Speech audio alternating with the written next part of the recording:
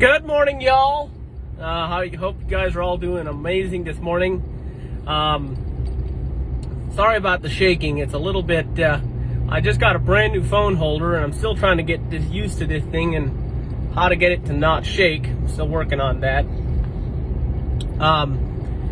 But today I want to talk about, is anything really impossible? And the answer is no, not with God. In Matthew 19:26, it says, with God all things are possible. And I think that is pretty important for our own lives. It's like a lot of times people want to say, well, it's impossible for me to do this, or it's impossible for me to do that.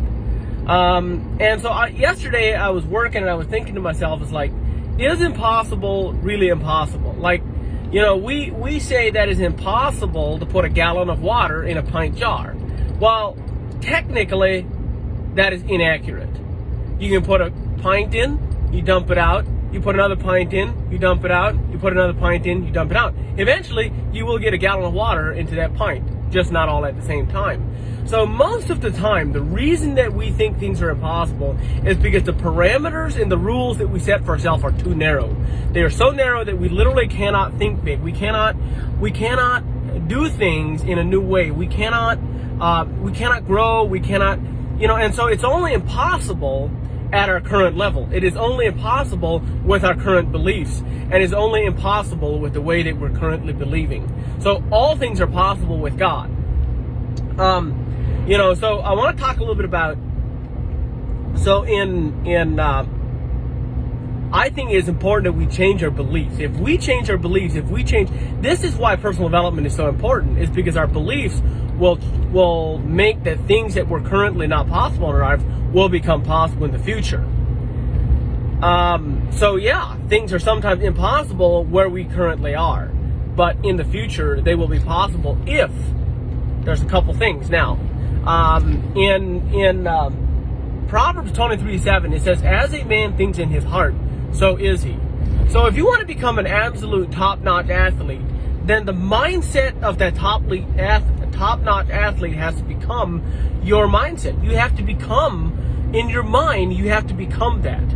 And the same way goes when we want to become a contractor, for example. Like, our mindset has to become like a successful contractor. What does it take to become a successful contractor? Well, it's actually quite simple, but it's not always easy, but it is quite simple.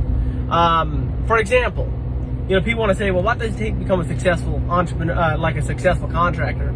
Well, first off, what customers want is they want confidence. You have to have the confidence that you can take care of the thing. In order for you to have the confidence, you actually need to be able to take care of the customer.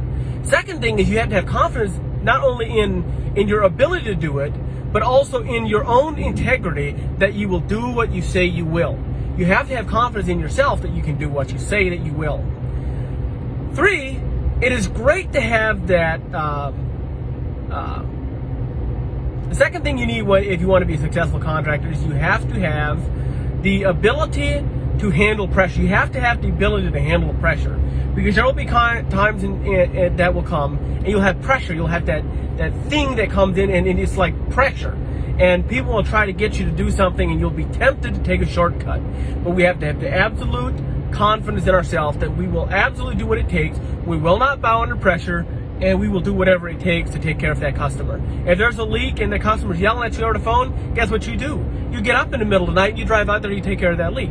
Now, quite frankly, normally you don't really get people calling in the middle of the night. Usually it is, in the evening or first thing in the morning, whatever. Either way, it doesn't really matter. The point is that you have to have that confidence within yourself that you know and you will take care of the customer. Something else that you need if you want to become a successful contractor, number 3, is you have to be willing to service your customer even if it's uncomfortable for you. But anyway, let's continue to talk about what's impossible. Impossible, if we want to become something that we are not, we have to become something that we currently are not. It is only impossible because the parameters that we have set for ourselves are too narrow. We say, oh, it's impossible for me to run a 4-minute mile. And that is currently correct. But see, I can become the type of person that can run a 4-minute mile. It will be very difficult, and it'll take a lot of training and a lot of discipline, and we have to have the mindset of an achiever, a mindset of the guy that's going to go out there and do that. but then it is possible. So it is not that it's not impossible. It will be possible if we just shape the mindset of becoming what we're looking for. The Bible says in Hebrews chapter 11, faith is the substance of things hoped for, but of things not yet seen. So it says the substance, like literally before we have the thing. Faith is literally a substance. It is like it is something that if we believe enough, if our faith is something that is belief powered with a decision. Faith is more than just belief. Belief, you believe something, but faith is when you believe something and you take action. You have chosen this, you have determined this. Faith, when you have that is the substance of what's going to happen in the future. When you have faith that you can do something, you will figure out how to do that because you believe in yourself, you believe in your ability, and then you act upon that. That is faith. The Bible says in Hebrews chapter 11, verse 6, it says, without faith it is impossible to please God. Well, why is that? Well, it's pretty simple. Because if you believe something but you don't take action, your faith is worthless. So therefore you don't really have faith. When you have faith, you will act. So nothing's impossible with God, but you have to believe. You absolutely have to believe. All things are possible to him that believes, according to the Bible.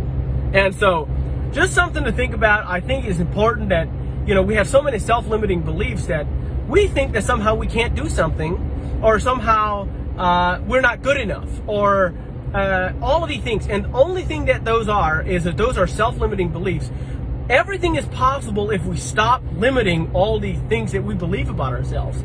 The funny thing is, during 2020, there was people that said, "Oh, it is impossible." We have something with roofing that's called preferred contractor status, and there was plenty of people that were currently or previous year preferred contractors that said, "You know what? I'm sorry, that's impossible to make it this year." But see, their own self-limiting beliefs kept them from doing it. But people who had never done it before in their life went and on that year made it the first time. So I believe that when you truly believe in something, when you believe that you can do something, you will figure out how to do it. Because you allow the parameters to open. You think creatively. You say, well, what does it take? How can I do this?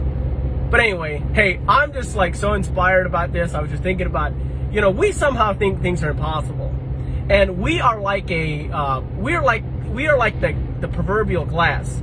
We cannot do something. It is correct. We cannot do something if we continue to be where we're at today. If we continue to believe what we believe, if we're not willing to change, if we're not willing to grow, then that is absolutely true. So if you want to have a loser life, stop believing you can do anything. So anyway, hope you guys have an incredible day. Thanks for listening. We'll talk with you next time.